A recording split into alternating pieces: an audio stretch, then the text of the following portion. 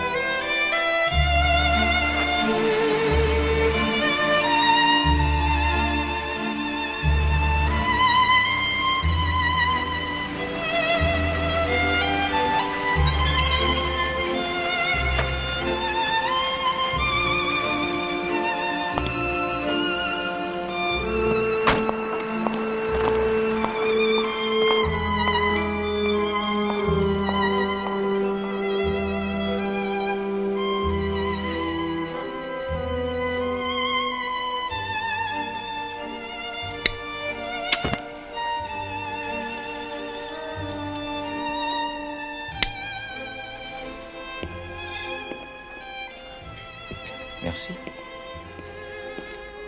Santé. Santé. Alors, Mademoiselle Marchand? And for starters, Monsieur Poirot, that is not my name.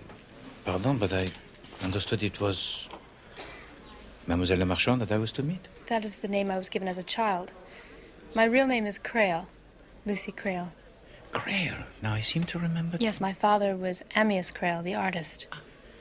And my mother was Caroline. Creole.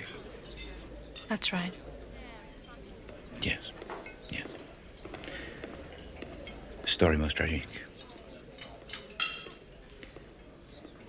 But it was a long time ago, yes? 14 years. 14 years? You know, I saw a picture that your father painted in the Tate. Girl in Shadow. Girl in Shadow, that was the one. His composition most striking. Yes, he was a great painter. His reputation is, yes, considerable. I'm not here to discuss his art, Monsieur Poirot. I'm here because I want you to investigate his murder. I was 7 at the time. Too young, really, to know anything about it. We lived in Devon in a house called Alderbury. My parents were very much in love. And in many ways, it was an idyllic childhood. Then one day, I was suddenly taken from my home and sent to relatives in Canada. And finally, when I turned 21, they were obliged to tell me the truth. For one thing, I came into my own money. And then you see, there's the letter. The letter? Which my mother wrote me just before she died. That was the first I knew that my mother was hanged for killing my father. What did she write? Quite simply that she didn't do it. She's innocent, and that I could always be sure of that. And that is what I want you to prove. But why Hercule Poirot, mademoiselle? I've heard about you. The things you've done. The way you work. It's psychology. It's your forte, n'est-ce pas? Mais c'est vrai. My success it is founded on psychology. Or the why of human behavior. It is this that I use. Tout de même, mademoiselle, it is so long since it happened.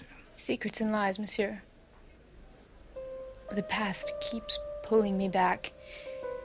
It won't let me be. And until these ghosts are laid to rest, I can't move on.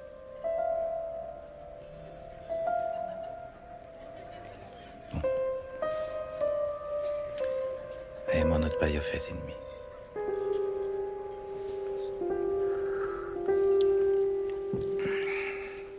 But I cannot, you understand, accept your assurance of the innocence of your mother. Eh bien, she was guilty, what then? I have to know the truth, monsieur. And if the truth is not what you wish to hear? I have to know.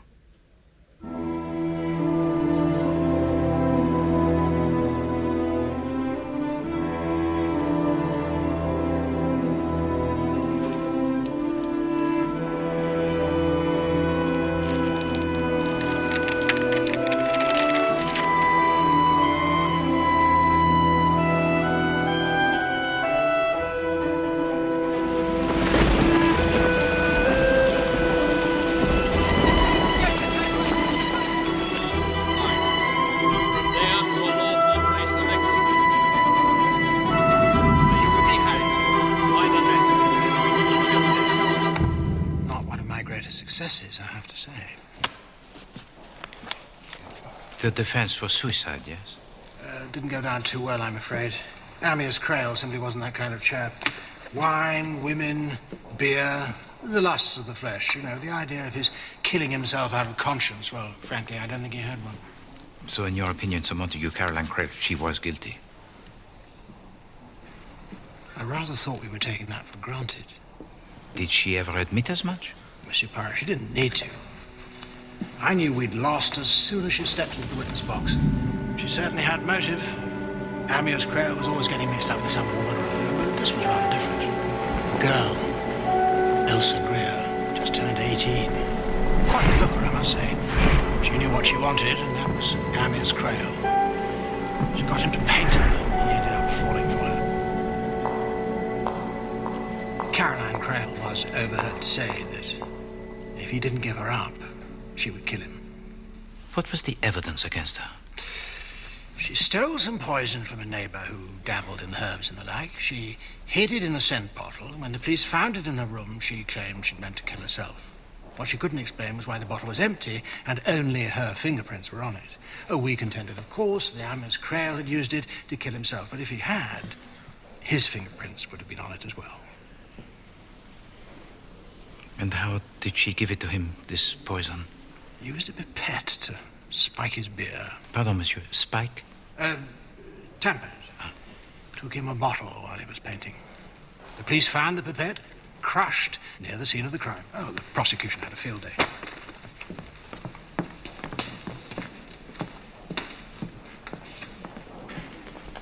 So, she put the cognac into the bottle before taking it to him. No, there's no cognac in the bottle at all, only in the glass. I see. Was that you being inscrutable, Monsieur Poirot? Oh, no, pardon. But there were, I believe, other people present at the time. Oh, yes, there were, let me think, 5, if memory serves.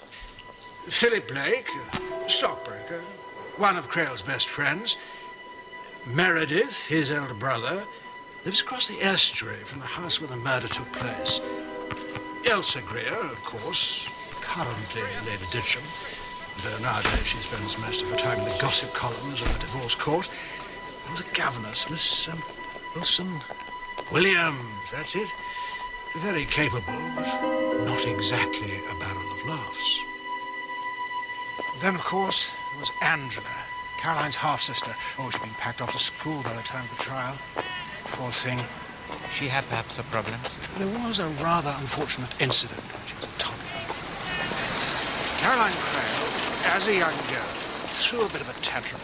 I did argue that she was not of sound mind. Fascinating creature. I'll never forget her, you know. She had a quality one couldn't help but admire. Somehow she was above it all. What people will do in the name of love. It makes fools of us all, n'est-ce pas? Eh bien, I thank you, Sir Montague. You have been most helpful. Pleasure meeting you, Poirot. Oh, tell to me, if you please, if, as her daughter hopes, Caroline Crail did not kill her husband... But she did, old boy. Take my word for it. Well, then it makes the logic that one of these 5 people must have done so. There's no reason why any of them should. No, but all the same, I think I shall pay to them each a visit. Get 5 different versions of the same event.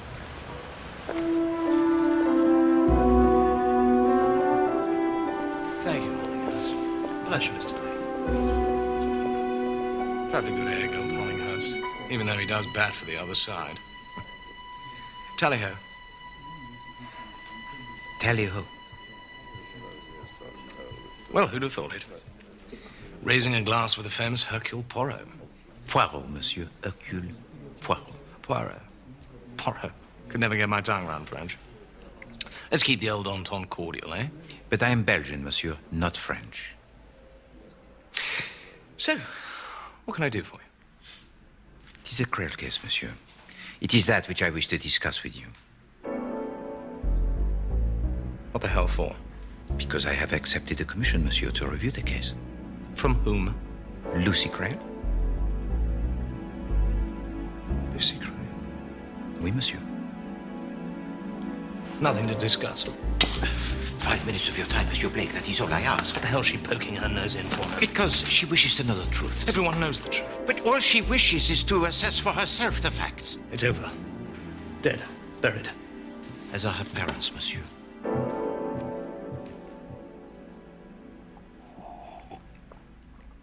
Amyas Crale was the best friend a chap could have. Knew each other since we were children. We all did. Myself, my brother, Caroline. Neighbors you see down in Bremen. Amyas was a great fellow. All that talent, that lust for life wiped out because of her. You did not like her? Rotten, through and through. And Amyas could never see it. But he was also something of a rotter, was he not? That's what she'd have you believe. Oh, she liked playing the injured party and did it very well, but underneath it all, she was cold and calculating. Had a devil of a temper. Tried to kill her baby sister, for God's sake. You say true? Damn right. Chucked a paperweight at her and blinded the little blighter in one eye. Disfigured for life. Do you know the reason for this fit of temper? Sibling jealousy. Simple as that. And it was jealousy that made her kill Amyas. I tell you, that woman was trouble. Even as a girl. The way she played us boys along. Gave us all the once-over, but finally settled on Amyas. Not surprising, really. He was in line to inherit Alderbury and was showing talent as an artist. A rich genius. What could be better? It is surprising, is it not? How soon in life the die is cast. Yes, I suppose it is. Anyway, after the marriage, I kept my distance for a while at least. I seemed to succumb to temptation. Temptation, monsieur? Alderbury.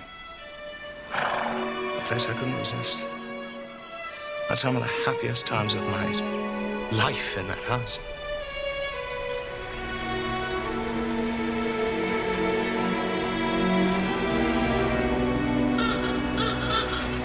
That September, like the summers of childhood, I was hoping for a peaceful few weeks.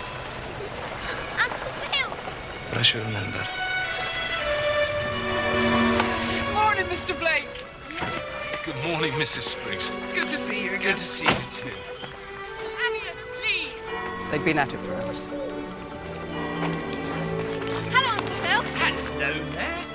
Are you grown? And she's looking after you, is she? No. No. See, catch me there. Give her a chance now. Angela. Why won't you listen to me, Amyas? Caroline, for God's sake! Oh, that's right. Run away like you always. There goes the jardinier. There was always something of an atmosphere. This time, you could cut it with a knife. And I soon saw why. Amyas, old chap, how the hell are you? Lovely, isn't she? Sometimes I wish I'd never met her. Thank God you've turned up. Living in a house full of women's enough to send any man off his chump. Philip, how lovely to see you. Hello, Caroline. Just in time for lunch. Will Elsie be joining us? Elsa. Amyas is doing her portrait. Skittish little thing. She should watch all that sun, you know. Can be very aging. Things are a bit rocky at the moment. Is it serious, then? Oh, sorry, mate. It'll be a damned good painting. That's not what I asked. You know me, Phil. I can't help myself.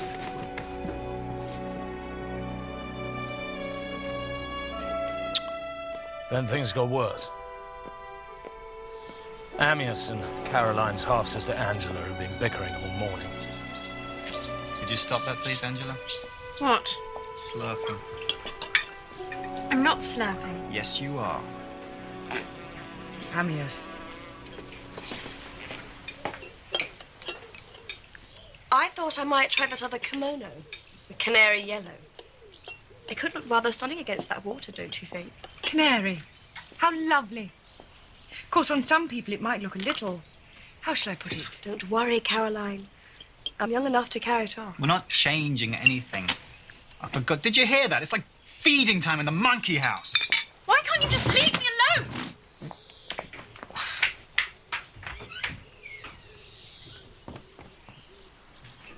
Haven't seen this before. It's by Volga McDowell, a young Norwegian. Extraordinary, don't you think? Everyone's talking about him. Got a sense of humour, I'll give him that. Don't you agree, Miss Williams? Beechwood, isn't it? Thank you, Mrs. Speaks.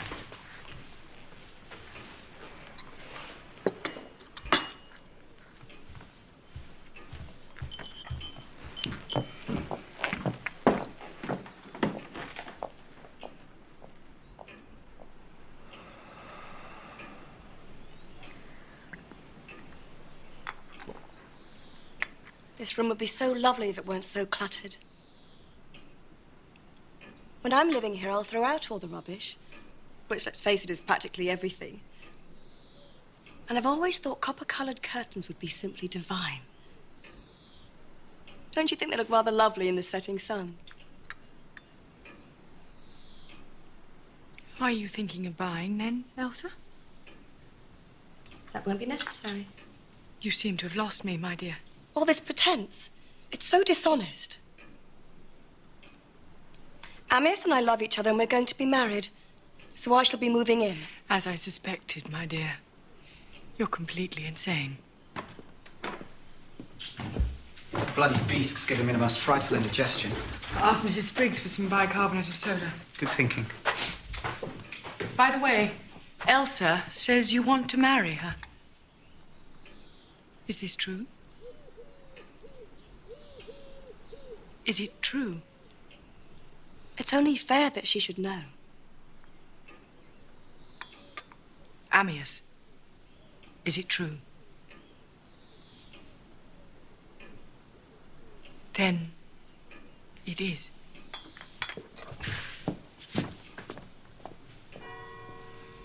If you'll excuse me, I'll just... You know, looking back,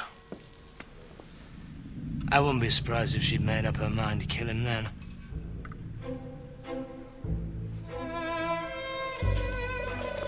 Amias, do tidy yourself up. We're going over to Meredith's for tea, remember? Oh, yes, I'd forgotten. Philip, you should do some fishing while you're here. The sea's probably swarming with mackerel. So we all trooped off to Mary's. Not very merry that afternoon.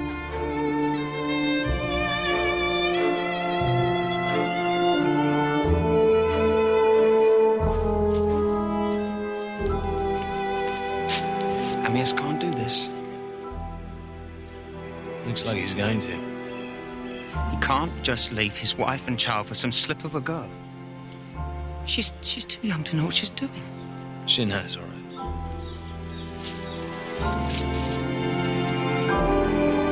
Poor old Mary.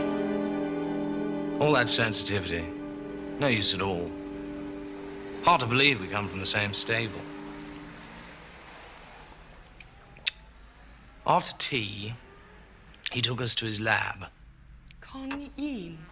I've never heard of this. It's distilled from the flowers of the spotted hemlock. It's highly poisonous, but it can be efficacious in the treatment of Sorry. whooping cough. Then he had the cheek to read us some classical tripe about the death of Socrates or Plato or some such The nonsense. man who administered the poison pinched his foot and asked if he felt it. Socrates said no.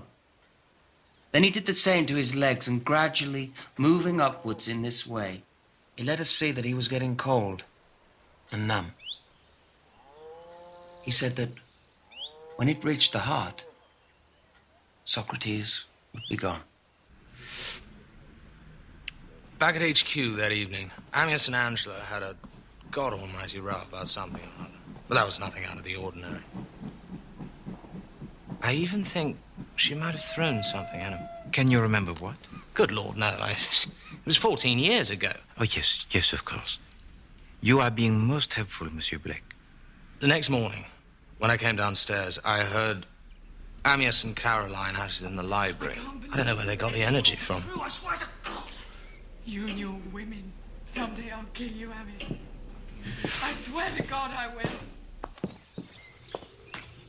Good morning. Lovely day. I want to get on. I'll go change. Don't be long. Bloody women. And off he went back to his painting, while I went back inside. Oh, good morning. It's too cruel. She hardly noticed me. Now, of course, I know why.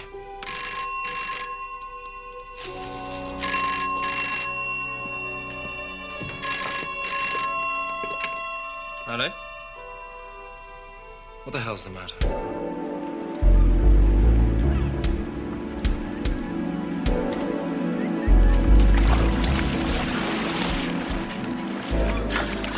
I heard these noises in the laboratory. So I went to have a look. And the quinine bottle was not only out of place, but it was practically empty. And I swear to you, Phil, that yesterday it was full. Are you sure? Of course I'm sure. I'm very careful about these things. And I knew at once it must have been Caroline. I should have gone straight to Amyas and warned him. That's absurd.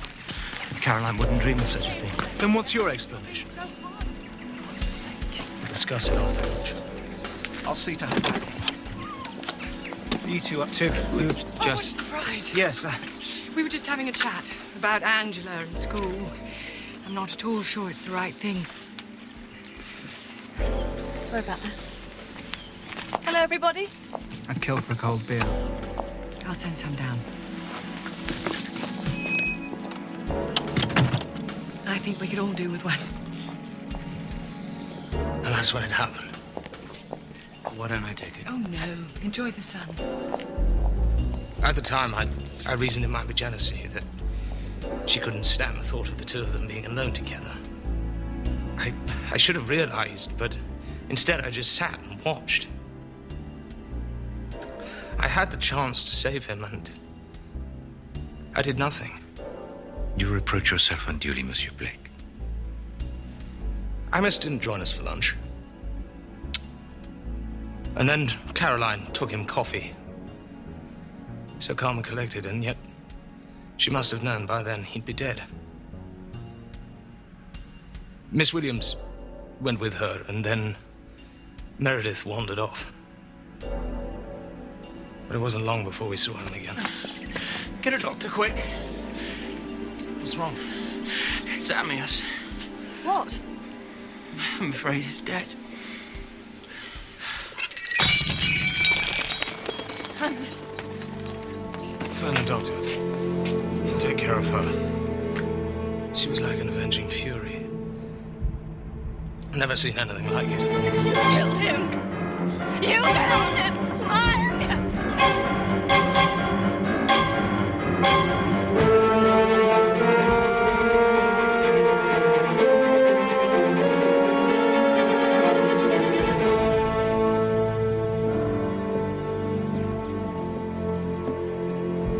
You've killed my dearest friend.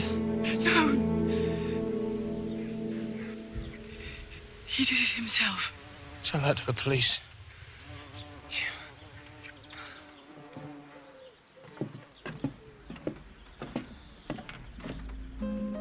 But they didn't believe her either. Bien, Monsieur Blake. truth, it has the habit of revealing itself.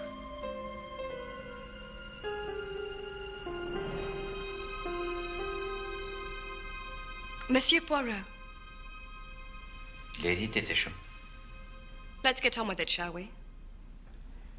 I said all I had to say about the Creel case many years ago. But I found your letter rather intriguing. How lucky you are curiosity got the better of me.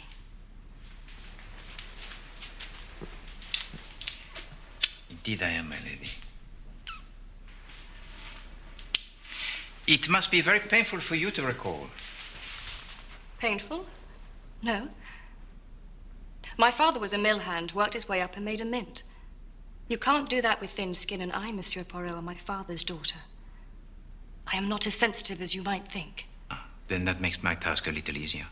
One so often jumps to the wrong conclusion. At the trial, for example, people thought what a terrible ordeal it must have been for me.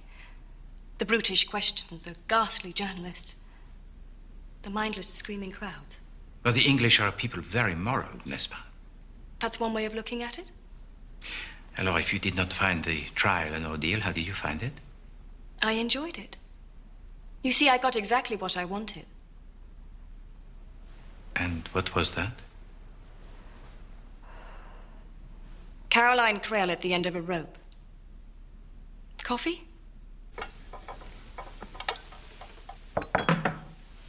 Thank you, Tipping. You said in your letter that a Mademoiselle... Le Marchand? That's right. Had commissioned you. I don't believe I know her. Oh, she is the daughter of Amias and Caroline Creel. Oh, yes, of course, there was a child. Oh, dear. Does she think it was my fault? That is a possible interpretation, oui. How very stupid. Cream? No. Merci. So you take no responsibility? Why should I? I loved him, and I would have made him happy. And that woman killed him to stop that from happening. You have to understand. Amias Creel did not seduce an innocent young girl. It wasn't like that at all. Elsa Greer. As soon as I laid eyes on him, I knew I had to have him. I want you to paint me. I don't do portraits. I'm rather rich, you know. I can afford to pay. And what makes you think I'd want to paint you? But you do, don't you? And I always get what I want. So when do we start? If I paint you, you realize I'll make love to you. I'd have thought that went without saying. So he invited me down to their house, quite bold of him, really. But Caroline didn't seem to mind. She didn't like me, but then why should she? And we never said anything that she couldn't have overheard.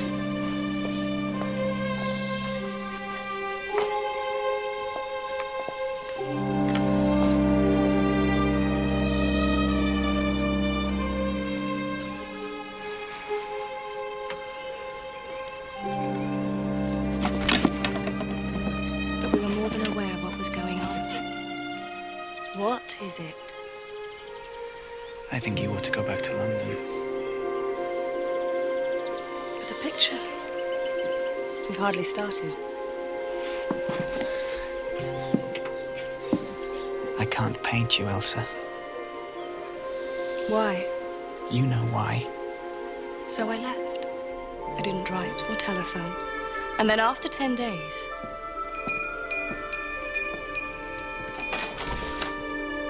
he couldn't keep away. We were together for 2 weeks.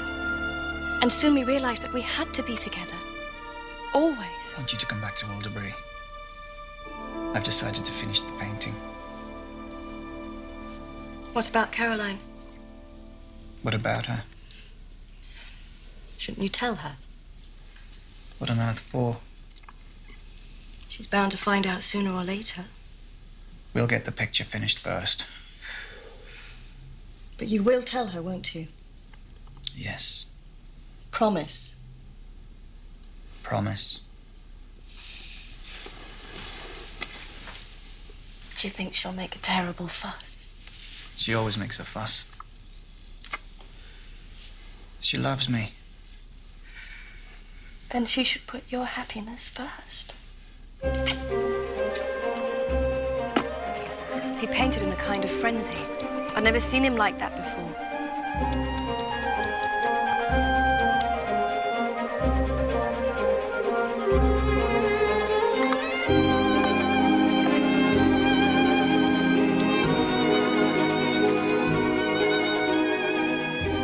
Keep still, for God's sake. I was convinced we should tell her, but Amyas wouldn't hear of it. And then one day I lost my patience. Amyas and I love each other. And we are going to be married. So I shall be moving in. Amyas was furious. But he had to admit what I said was true. And I still think I was right. Honesty is, after all, the best policy. Don't you agree, Monsieur Poirot? Desirable, certainly, but not always advisable. We believe in plain speaking where I come from. I'm very pleased to hear it, madame. But Caroline had a devious way about her. When we went to Meredith's for tea that afternoon, she behaved as if nothing had happened. I even began to think she was taking it rather well. How wrong I was. If you please to tell me, Lady Detisham, in plain speaking, if when you are all assembled in the laboratory of Monsieur Blake, you observed Caroline Crail take the in. No, I did not. I seem to remember chatting to Meredith in the doorway, so I wouldn't have been able to see a thing. Caroline. Sorry, Mary. It's such a fascinating collection. But of course she did take it. And we all know why. Perhaps not everyone is as sure as you. I actually heard her threaten him. Women. Someday I'll kill you. Don't be an idiot. I swear to God. You can threaten me all you like, but get this. I am going to marry Elsa, and nothing's going to stop me. I'll kill you rather than let you go. Morning. And you. For God's sake!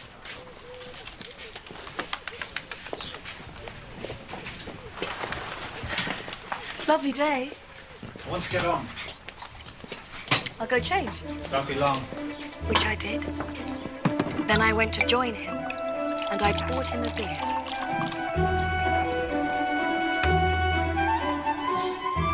She's making a terrible song and dance.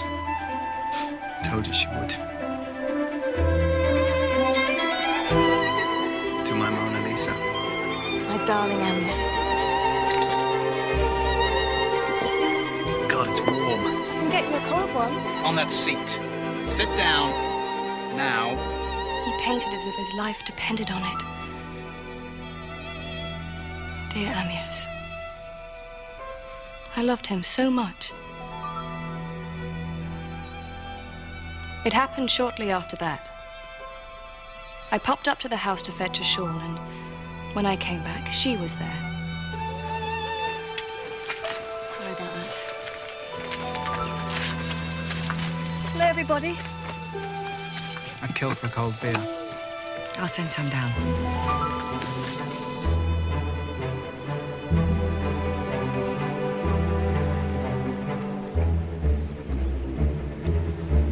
She must have known then what she meant to do. She brought it back about 10 minutes later. Oh, tastes foul. Everything tastes foul today. Too much bile, my dear. It'll choke you one of these days. I didn't suspect a thing. About 40 minutes later, he complained of stiffness and pains. Bloody rheumatism.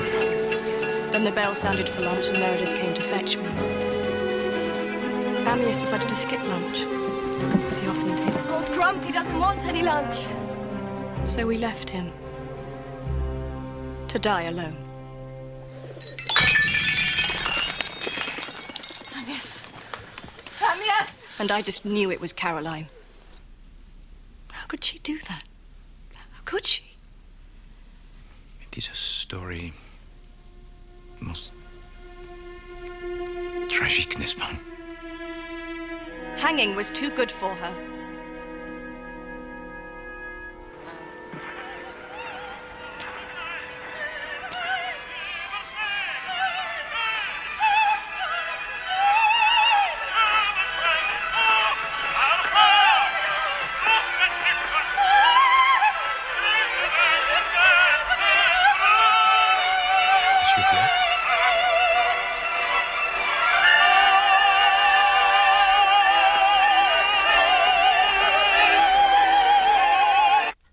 Little Lucy. A grown woman. One can hardly believe it. Time passes swiftly, does it not? Poor child. Such a terrible shock. How much better to let it all be. The whole point, you see, is that Amyas Grail was an artist. And his art was his passion. When he painted, he was like a man possessed. He meant to finish that portrait, whatever the cost. Elsa was terrifically enthusiastic about the painting, and Caroline... Yes? I'd always been... well, very fond of her. Come on, Mary, come on. There was a time when I'd hoped to marry her. But that was soon nipped in the bud. Still, I remained, if I may say so, devoted to her service. Dear God.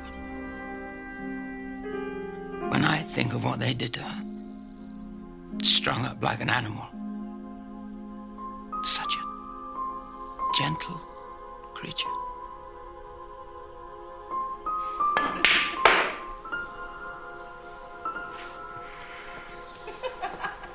I remember a conversation we had shortly after it all began. That was great. Hold it there. Do you think he really cares for her? Well, he's very committed to the painting. He's in love with her, isn't he? A little, perhaps. A great deal, I think. There's only one person who really cares for him. I think that's you. These infatuations, they come and they go. That's what I used to think. But this time I've a feeling it's serious. She's just a girl. But that's the trouble. The way she looks at him. So intense. I'm afraid, Meredith. It's nothing. I hope you're right. But I can't help feeling I'd like to take a hatchet to her. A hatchet? It's a small axe. Yes, I know what a hatchet is, monsieur. I was commenting rather on her remark. It was merely to make a point. But she made her point a little more forcibly, did she not, with her baby sister Angela? Ah. The paperweight. Oui. Well, there's a moment of sibling jealousy, Monsieur Poirot, for which she never forgave herself. And disfigured the girl for life? Well, that was the problem. It was a constant reminder. She tried desperately to make amends, which in turn made Amyas very jealous. You knew him for many years, n'est-ce pas? Since boyhood. But he was always more Philip's friend than mine. You did not like him? I thought his conduct was frankly disgraceful. Don't you understand? This painting's the best thing I've done, and I'm determined to see it through. No, I think it's a disgrace. The way you treat Caroline, the way you've always treated her. What about Lucy, for heaven's sake? You can't just throw it all away. You're a good man, Mary, but such an old softy. Wait till the picture's finished, then you'll see I was right. That grin he gave me.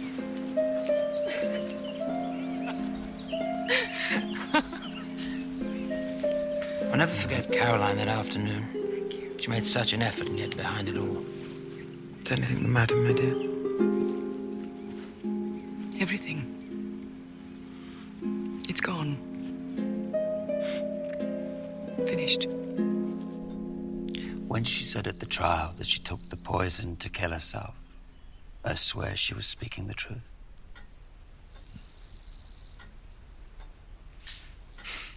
But why did you take your guests into the laboratory? Someone must have suggested it. Caroline Creel, perhaps? Well, I often took guests into my laboratory. It wasn't unusual. This is valerian. The one that cats like. Yes, they can't get enough of it. It can be used as a sleeping draught.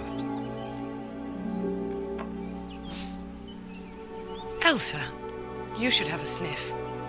Oh. I got a lot of pleasure from my brews. gathering the plants at night, macerating them, all the rest of it. It's astonishing how a simple decoction can work wonders. Conine. I've never heard of this. It's distilled from the flowers of the spotted hemlock. Isn't that what Socrates took? That's right. You know, there's the most moving description of his death in Plato's Phaedo. Well, I could read it to you if you'd like. Sorry, must be the heat. The man who administered the poison pinched his foot. They asked if he felt it. Socrates said no. Then he did the same to his legs, and gradually moving upwards in this way, he let us see that he was getting cold and numb. He said that when it reached the heart, Socrates would be gone. And that is how Ammius met his fate the very next day.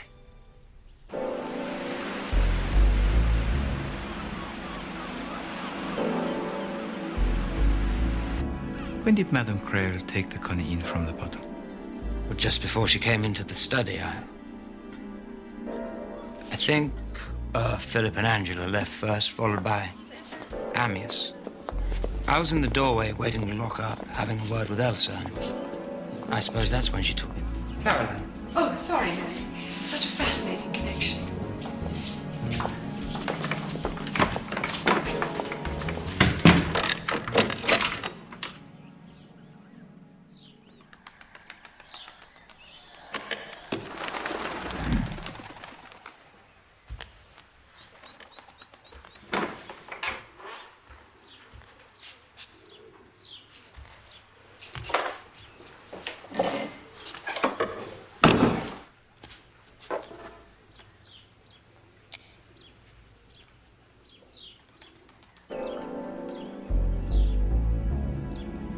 Phil, it's Meredith. Something terrible's happened. He immediately suspected Caroline. Quite unfairly, in my opinion. Who else would have done it? It must have been Caroline. And as we approached the water garden, we overheard Ammius and Caroline having a rather heated discussion. I think about Angela being packed off to school. I was in such a state I didn't pay much attention. I'll see to her packing. Philip blamed himself for not acting sooner. But how on earth could anyone have assumed at that point that someone had murder in mind? I needed time to think. So just before lunch, I sat above the water garden where Ammius was painting Elsa. And I can sit there like a Roman empress in a Colosseum. So radiant, full of life. More alive than any person I've ever known. Still. The blind confidence of youth. Bloody rheumatism.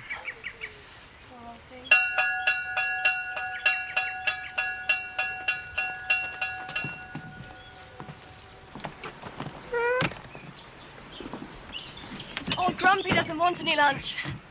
The problem was he often looked like that when he was working. So I didn't think anything of it. Elsa. I could eat a horse. You know, I do so wish that... What? Well, that you and Ammius would stop it. Just stop it. He has a wife and child. His place is with them. Oh, Meredith. After lunch, we had coffee on the terrace. Caroline took a cup down to Ammius, and Miss Williams accompanied her. I followed shortly afterwards, I think, to walk off my lunch. Mr. Blake! Mr. Blake! What's wrong? A terrible thing! What on earth is it? Mr. Creole. He's dead. Would you be so kind as to call a doctor?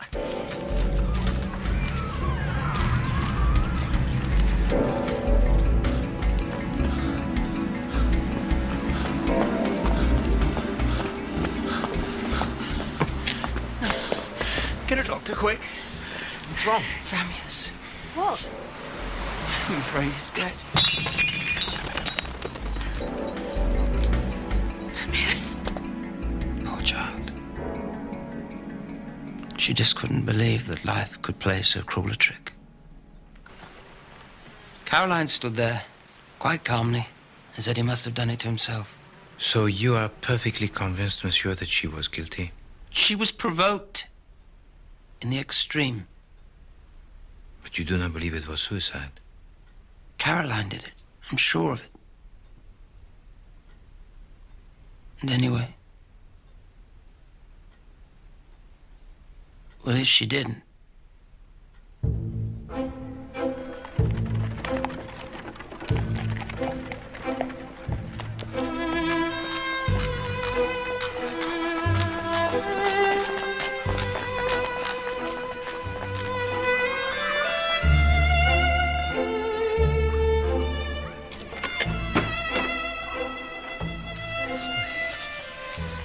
Hercule Poirot, mademoiselle.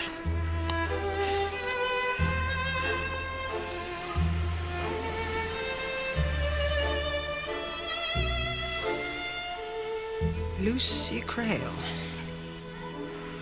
Well, she must have been very young when last you saw her. 7.5. Charming. Little too quiet. Lived in a world of her own. If you please to tell me, mademoiselle, her parents, they were most devoted, yes? One does occasionally find, Monsieur Poirot, a husband and wife so wrapped up in each other that the child hardly seems to impinge. To more like lovers than husband and wife. If that's how you wish to put it. Did you like Madame Crail? Yes, I was very fond of her. And your pupil? Angela was a most interesting, if difficult, girl. I cherish the belief that I've played a modest part in her success. Have you read her book on the tombs and the Fayum? Sadly, no. Oh, it's compelling stuff. Read it. Yes, I shall. You must have been upset when she was sent away to school. No, not at all. Her home life was hardly what one would term ideal. Caroline indulged her. Amias got jealous. He and Angela would fight. She'd end up playing some spiteful trick. Although, of course, far greater ructions prevailed. You mean Elsa Greer? Exactly. What was your opinion of her? She was thoroughly unprincipled. And also very much in love. His death must have been for her a shock most terrible. And it was entirely her fault. Mademoiselle Greer? The way she carried on. She even had the insolence to suggest they were going to marry. It's only fair that she should know. Amias, is it true? Then it is. The look she gave him, magnificent. And then she walked out, head held high, her grace and dignity unsullied.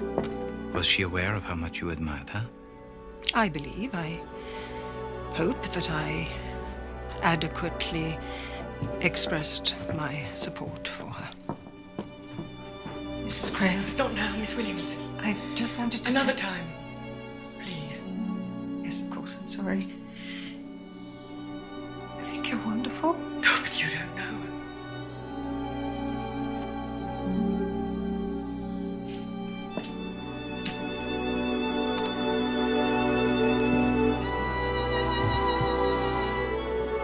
And then, mademoiselle? And then they all went to tea at Meredith Blake's. And that evening after dinner, the usual arguments began about Angela and school. Now you listen to me. The fees are paid, the uniforms bought, the matter is closed. It's a lovely school, darling. It's right in the middle of the Downs. I'm sure you'll make lots of nice friends. I don't want any friends. You won't get any if you carry on like this. Why do you want to get rid of me? Nobody wants to get rid of you. You know we all love you. He doesn't. He wouldn't care if he never saw me again. Too right. All this screeching like a fishwife. You know all about them. Now look here, girlie. I wish you were dead. Angela!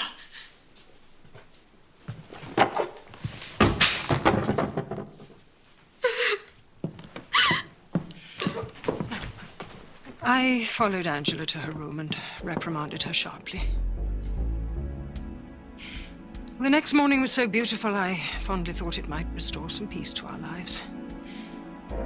Little did I know it was the harbinger of murder. Angela!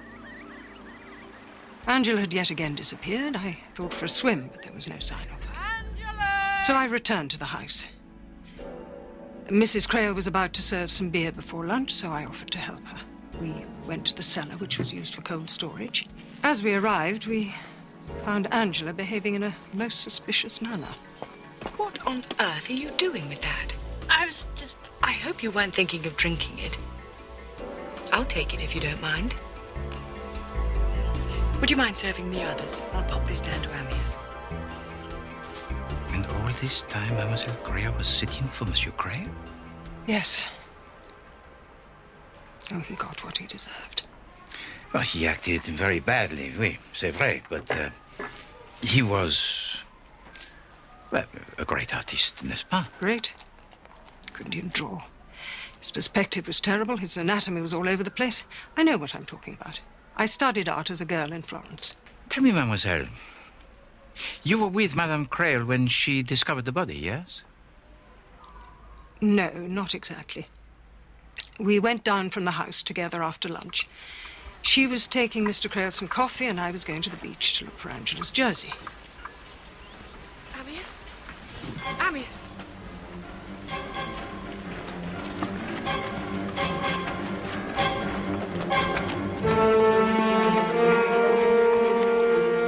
Mrs. Crail? It's Amias. He's dead. Mr. Blake! I bumped into Meredith Blake. I told him the terrible news and asked him to telephone the doctor. I was most concerned about Mrs. Crail. I didn't want her to be left alone. Did you get an impression of what Madame Crail was thinking at that time? It was impossible to tell. She was stunned. What view did she adopt officially as to his death? Suicide. What even in private to you?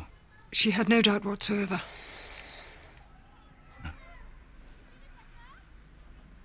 And what did you say to her? Is that chair uncomfortable, mademoiselle? It's perfectly comfortable, thank you. You were about to tell me.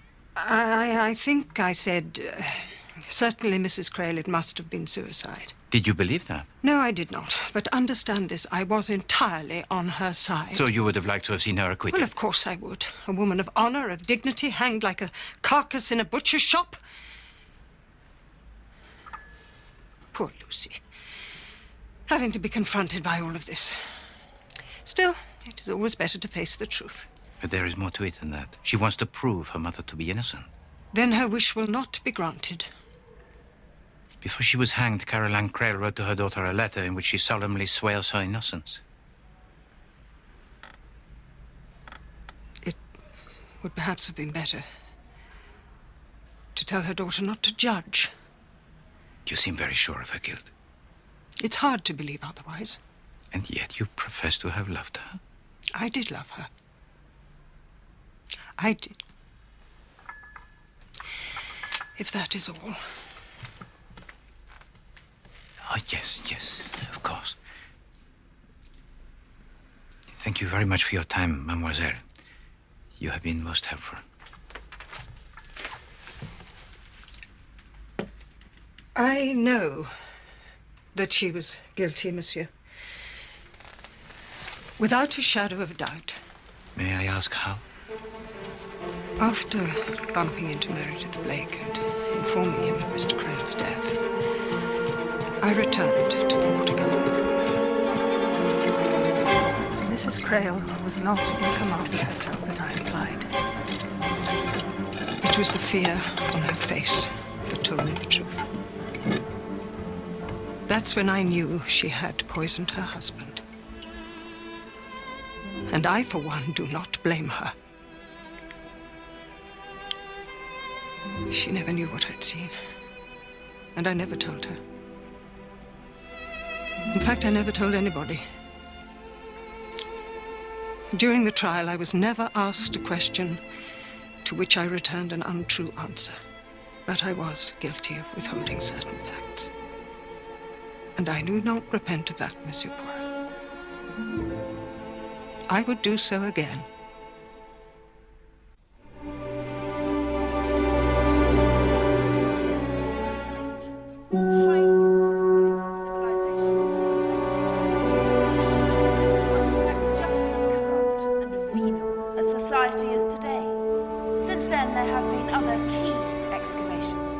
But none as remarkable as Chagar Bazaar. Thank you. Thank you so much for coming.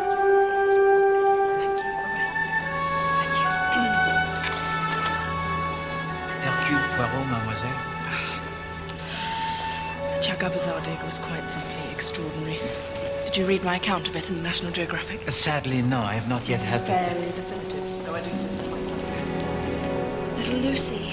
It's so nice to see her. You have not kept in contact? No, not nearly as much as I should have done. I think it's admirable she wants to clear her mother's name. Huh. Then you approve? Of course. Caroline didn't do it. I've always known that. You surprise me, mademoiselle. Everyone else with whom I have spoken... I know. Circumstantial evidence was overwhelming. It's frankly why I've never attempted anything myself.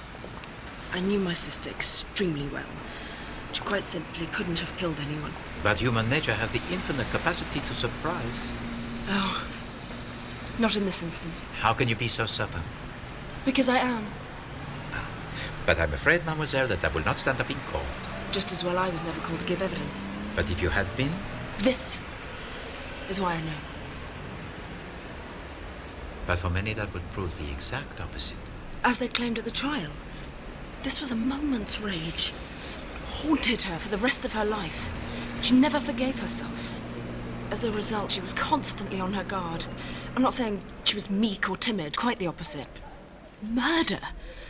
Never. Never.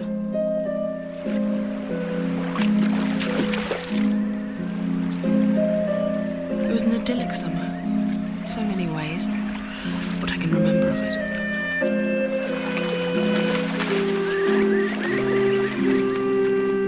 Oh, come on, Lucy, do shoot me. That's the whole point.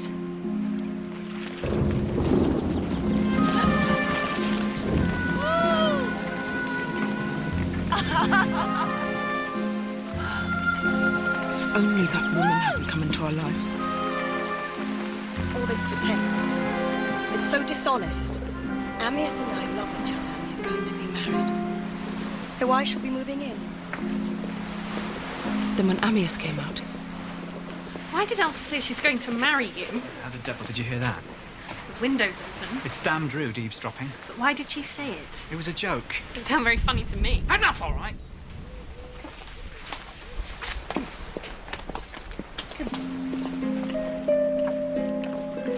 and then on our way to tea at Meredith's, I confronted Caroline. Is it true? What, darling? Elsa's going to marry Amias. Only after I'm dead.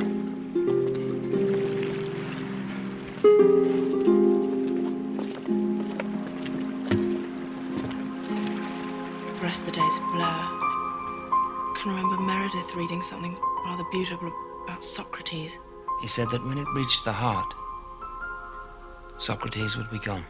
And then Amias and I having a real humdinger after dinner. Now look here, girlie. I even think I threw something at him. And then the next day, the day it happened, again, it's all very vague, up until the point Meredith came panting down the path. I kept saying to myself, Amias is dead. But it didn't seem real. Then the doctor came, the police came, and they brought him up to the house.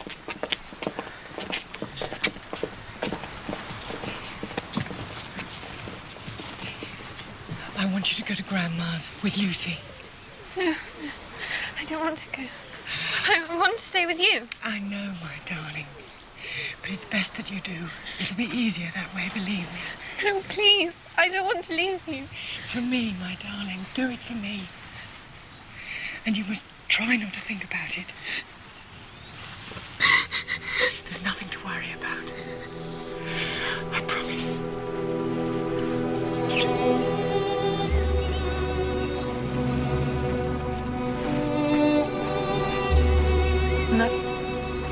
last time I ever saw her.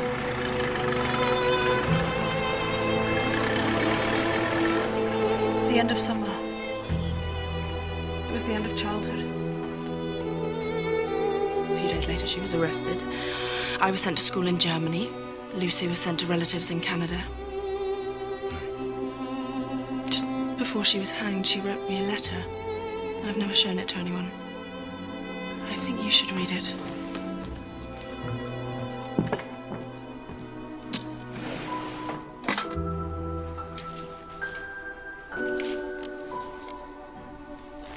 Merci, mademoiselle. My darling Angela, I want you to know that it is all right. I have never lied to you, and I don't now when I say that I am happy, that I feel a peace that I've never known before. It's remarkable. She was a remarkable person, and innocent. But the letter, it does not say so explicitly. Because she didn't need to say it. Then, how do you think Amias Krell died? Suicide. But is that not out of character? As you said before, human nature has an infinite capacity to surprise. Then you can see no other explanation. You mean someone else might have killed him? Oui. I think it unlikely. But if for 1 second we consider the possibility, what then? I would say Philip Blake might be your man. Now that interests me very much, mademoiselle. May I ask why? I cannot see what possible motive he could have. He was the best friend of Amias Krell, n'est-ce pas? Were the two men rivals perhaps over Elsa? Not Elsa. One night that summer, I got up to go to the bathroom, and as I opened the door, I saw Caroline coming out of Philip's bedroom.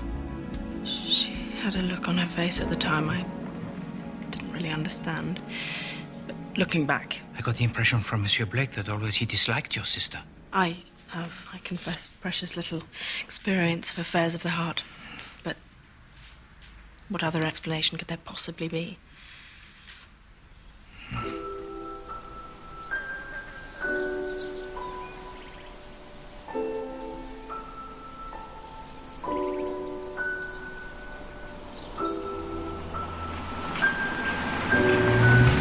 This could be a disaster.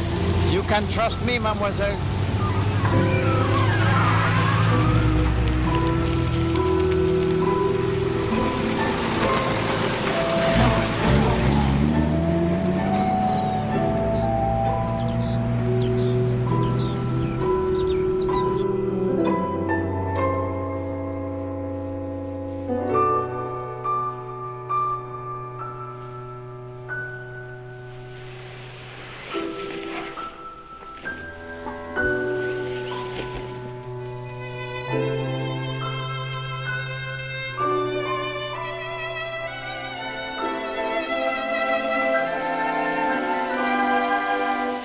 I once had a girl, it was almost new. Oh, the daintiest thing, it was sweet Alice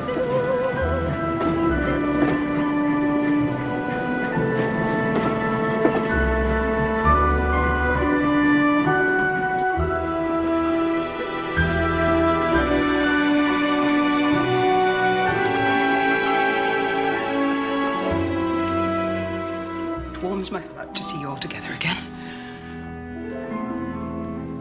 Is Lucy joining us?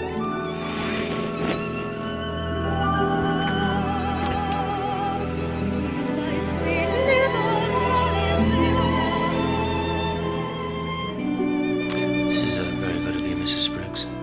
A pleasure, sir. It is really. I'm very proud of you, my dear.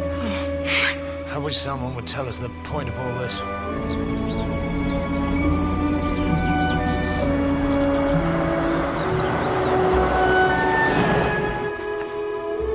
If you will excuse me.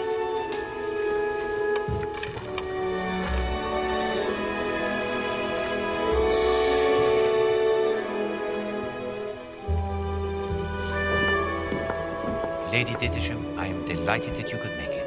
I hope it's worth it. God, this place is falling apart. I thought that before we joined the others... I'd kill for a martini. We might have a little word. You don't let up, do you? To come straight to the point. I'm pleased to hear it.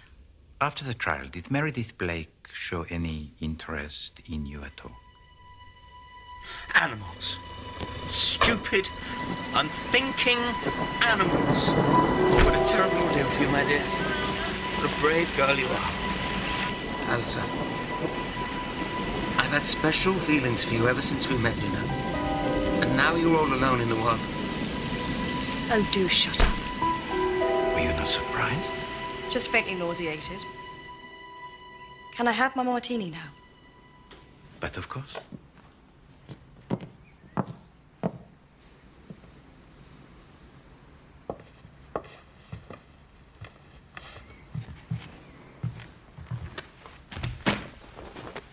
Well, what a hoot.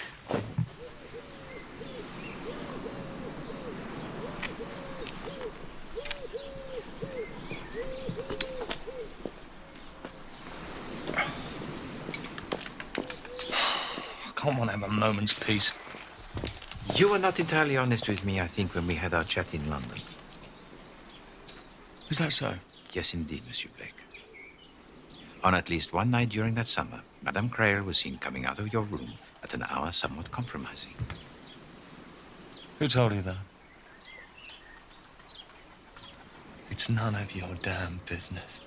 I am afraid that it is, Monsieur, if this matter is to be laid to rest. She thought she might try it on. He's going to leave me, I know he is. I can't bear the thought of being without him. Oh, Philip. Philip. Sometimes I get so lonely I feel I'm going mad. She always thought she could get what she wanted.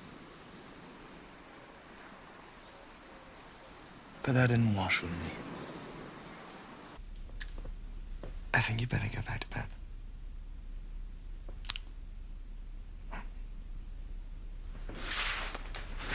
So you see, when I said I didn't like her, I wasn't telling fibs. No. Merci, Monsieur.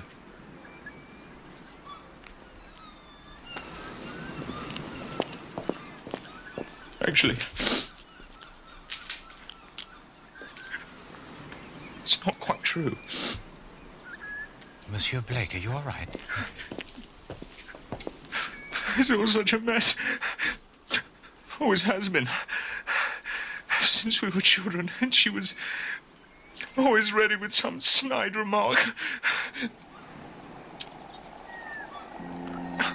Amyas and I,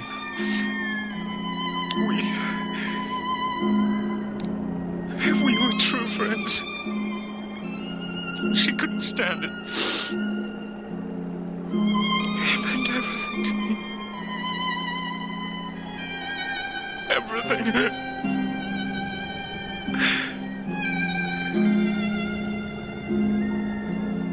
Meredith knew, I think. Caroline suspected. Nothing she could say changed anything. It's Amyas, isn't it? It's still Amyas. You just can't get him out of your head. Do you have any idea how pathetic you are? Just made me hate her all the more.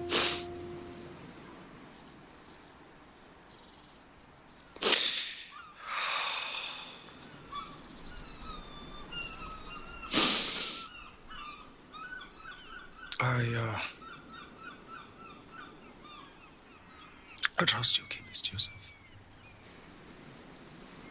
Of course. Not that I care much anyway.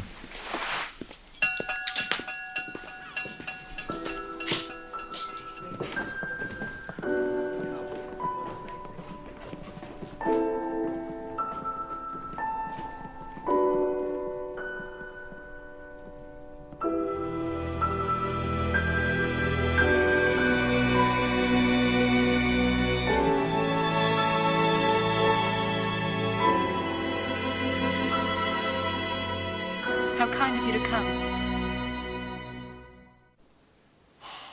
Do you think we could get on with the business at hand? Indeed, monsieur, I was about to suggest the very same.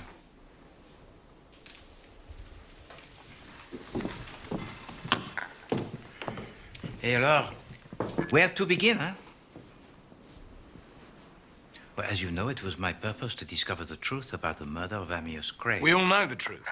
Yes, indeed, Monsieur Blake. But sometimes what we accept as the truth may not be the full story, n'est-ce pas? And sometimes it may not be true at all. D'accord. This is what I learned. That at no time did Caroline Crail protest her innocence except in a letter to her daughter. That in the dock she showed no fear. That in a letter to her sister she expressed acquiescence in her fate. And in the opinion of everyone, with one exception most notable, Caroline Crail was guilty. Of course she was. Yeah, but it was not for me to accept the verdict of others. No, it was necessary for me to examine the facts and to ensure that the psychology of this case accorded itself with them. Now, there is no doubt whatever that she had the ample motive, and much of the evidence it tells against her. The scent bottle discovered in her room, the poison that she admitted to stealing, the row with her husband in which she had threatened to kill him. None of this seems incorrect psychologically. But then we come to something that does not quite ring true. After Meredith Blake discovers the poison is missing, he rows over here to discuss it with his brother. On their way up to the house, they overhear a discussion between Caroline Crail and her husband on the vexed subject of Angela being sent away to school. It's shameful behavior, Amyas. You're being so hard on her. For God's sake. Discuss this after lunch. I'll see to her packing. Now, that does strike me as odd. They have just had a row most horrific in which she has threatened to kill him, and yet a short time later they're having an argument, relatively trivial, in which Monsieur Crail says he will see to Angela's packing. Now, does that not strike you as strange? Why should he do her packing when there is her sister or the governess or the housekeeper? I did not know Monsieur Crail. But you know, somehow I cannot picture him folding neatly the skirts, the blouses, or the underwear. Another thing that struck me as odd, having just threatened to kill him, Caroline Crail offers to bring to her husband a cold beer. A simulation. You think so? But if she intends to poison him, would it not be more intelligent to, what is the word? Spike the supply of beer that he has in the water garden when no one was about. Hello, Caroline Crail brings to him the beer from the house. He drinks it. He says, everything tastes foul today. And after lunch, she finds him dead. We know all this. Oh, oui, bien sûr, but now I offer some information which is new. After asking Meredith Blake to call for a doctor, Mademoiselle Williams returns to the water garden.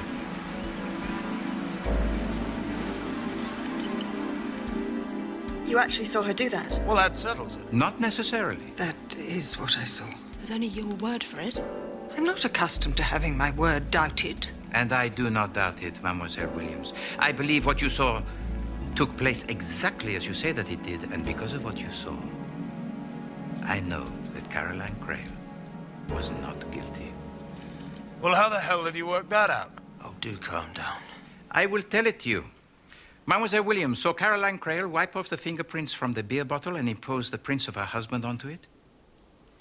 Onto the bottle, Mark. But the conaine was in the glass, not the bottle. The police found no traces of it in the bottle. No conaine had ever been in the bottle.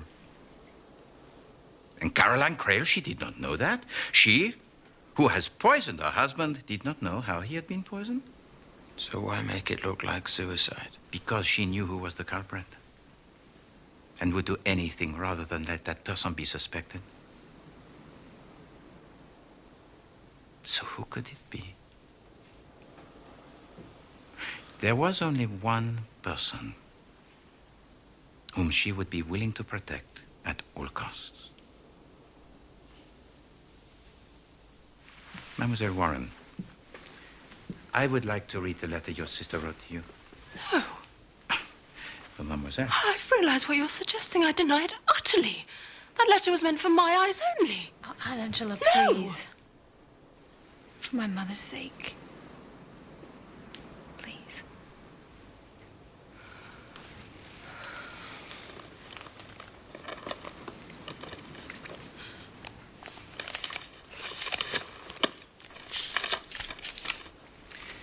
Merci, mademoiselle.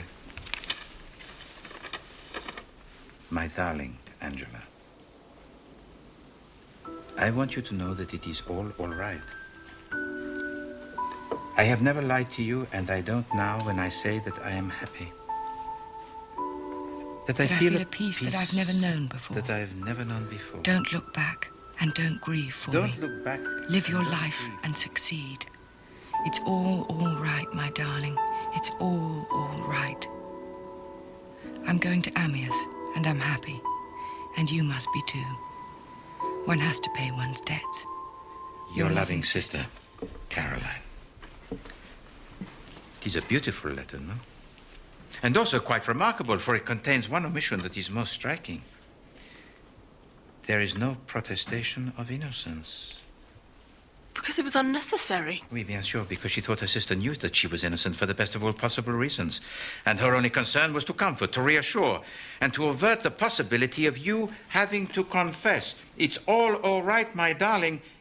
It's all right. She wanted me to be happy. It's as simple as that. Yes, indeed. And so that the burden of your guilt may not be too great, she tells to you one must pay one's debts. And now, at last, she has the chance to repay the debt she owes you for the injury she caused you all those years before. And now the trial, the sentence, nothing can touch her. Because finally she felt redeemed. She felt,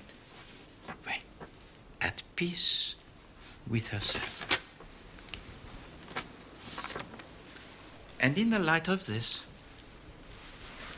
everything falls into place. Now look here, girlie. I wish you had When Angela threw the paperweight at Amia's grave, the memory that haunts her is brought to life most vividly. Then the next morning, she sees Angela tampering with a beer. I'll take it if you don't mind. Which she then brings to Amias. It's foul. Everything's foul today. And after lunch, she finds him dead. Alors, she is convinced he has been poisoned, but who could have done it? And then, suddenly it hits her. The resentment of Angela over the school, her disapproval of Elsa, her rage the night before, her tampering with the beer. And she remembers her so well.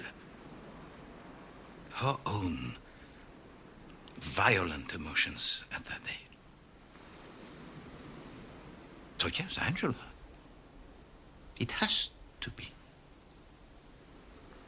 And the one thought that springs into her mind is how to protect her. So she wipes the fingerprints from the bottle, puts her husband's there instead to make it look like suicide, sends Angela out of the country as soon as possible, hoping against hope that she does not confess. But if I'd done it, of course I'd have confessed. I'd never have let Caroline suffer for what I'd done. But you did tamper with the beer, did you not? I can't remember that. Monsieur Blake, you say that you heard a noise in the laboratory on the morning of the murder? Yes, it was probably a cat. Or probably not. I would suggest, rather, it was someone who got in through the sash window and took something from the shelf. The valerian. Oh, to put in Amias' drink. I remember taking it. Oh, Angela. Was it really that day? Oui, mademoiselle. This is valerian. The one that cats like. They can't get enough of it. And it was the description of it by Monsieur Blake which gave to you the idea? Yes. I remember getting out some beer and Caroline catching me before I could put the stuff in it. I never connected it with that particular day. She thought it was me.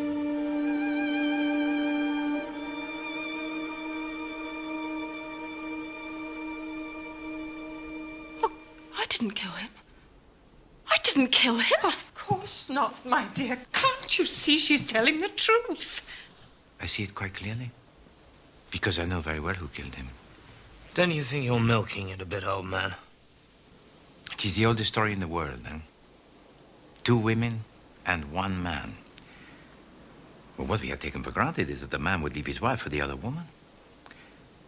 But I would like to suggest to you now that he had no intention of doing anything of the kind. After all, the women he had fallen in love with in the past never expected too much from him, but this time it was different. She was just a girl who saw the world in black and white.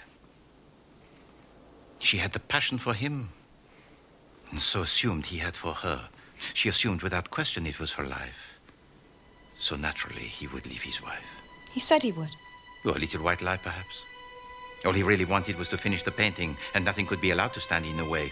And when Elsa Greer let the cat from the bag, he was furious, but he was not concerned unduly. After all, Caroline had only to put up with things for a few days longer, then he would tell her the truth, and she would believe him, as so often before. And Elsa Greer, she would get over it soon enough. But by that last evening, I believe that he was getting worried that Caroline Crail was taking things more seriously than usual. And by the following morning, I think that he had decided to come clean. You're the only woman in my life, Caro. You always were, you always will be, you know that. She is nothing to me. Nothing. She was, yes. She knocked me for 6 to start with, but now it's gone. It's over, I swear to God. She's just a kid.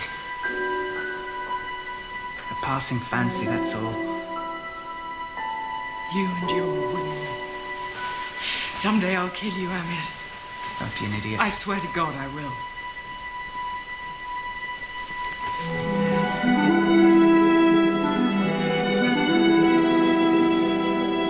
What he did not know was that Elsa Greer had overheard every word.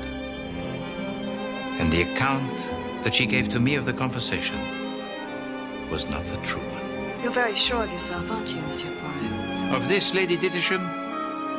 Yes, I am. When Amias Grail came down and said he wanted to get on, you said you had to go and change. Which you did. Eventually. I wonder, do you realize how angry was Madame Crail with her husband for his treatment of you? How very touching. When Philip Blake encountered her coming out of the library. Good morning. It's too cruel. It was of you she was thinking. I wonder what she would have thought had she known that at that very moment you were in her room preparing to murder her husband and put the blame on her. You see, something else that I am sure of, Lady Dittersham, is that in the laboratory on the previous afternoon, you would have seen Caroline Crail steal the poison. Monsieur Blake had his back to the room while he was talking to you, so it was perfectly possible for you to see her, the only person who could do so. Sorry, Mary. Such a fascinating collection. And once you had the poison, you went to join Amias in the garden, poured him some beer. To my Mona Lisa. And he tossed it back in his usual manner. My darling Amias. As he painted, you watched and watched, waiting for the poison to take its effect. A short time later, you went to fetch a shawl, and Caroline Crail again took the opportunity to confront her husband on your behalf. It's shameful behavior, Amias. You're being so hard on her. For God's sake! It's all settled. I'll send her packing. And it was this that the Blake brothers misheard on their way up from the jetty. An error that is understandable, n'est-ce pas? You then returned with a shawl. And then Caroline Crail, she played straight into your hands.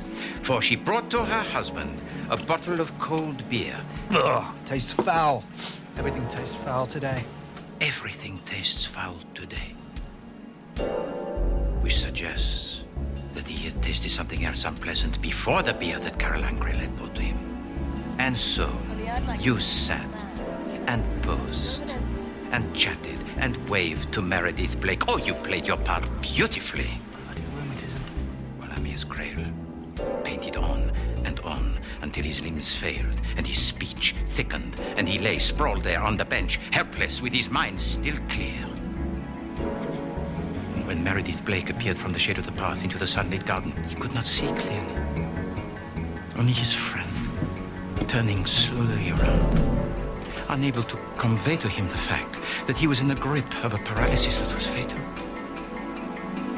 En route to the house, you crashed the pipette underfoot, the traces of which the police later found. And then went to lunch, leaving Amias Grail to his fate.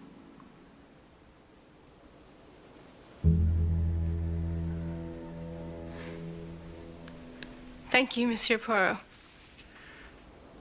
Mademoiselle.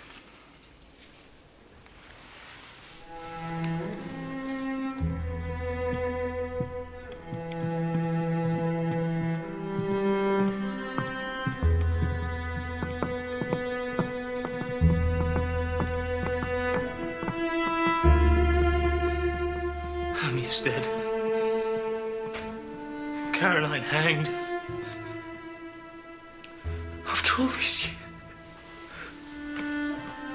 After all these years.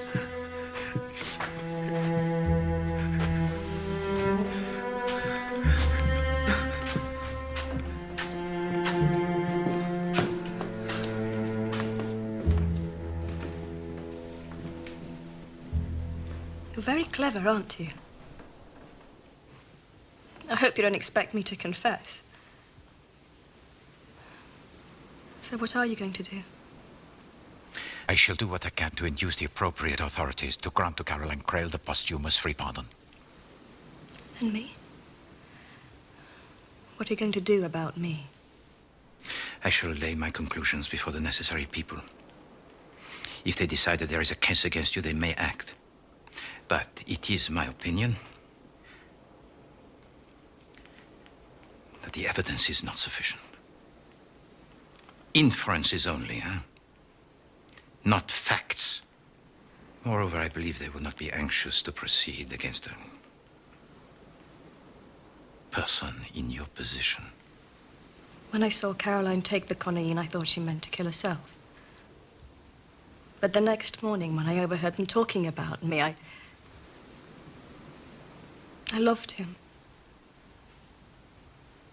And he was just stringing me along. And she felt sorry for me. I watched him die, Monsieur Poirot. And I never felt more alive. But what I didn't understand was that I was killing myself. It was as if they hadn't died at all. But I had.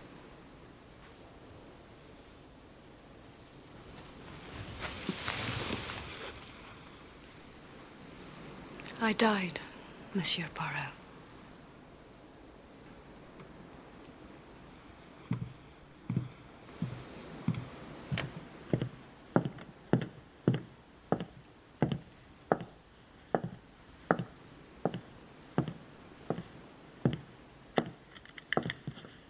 Elsa!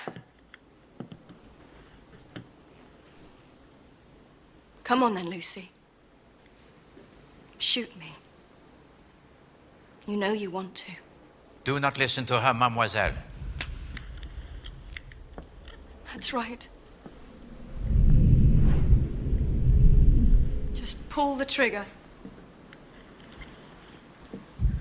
If you do, she will have won. Come on, do it. You're not afraid, are you? You kill her. You kill yourself. Just one little squeeze, that's all it takes. Spare her, mademoiselle, and justice may still be done. Lucy, shoot me.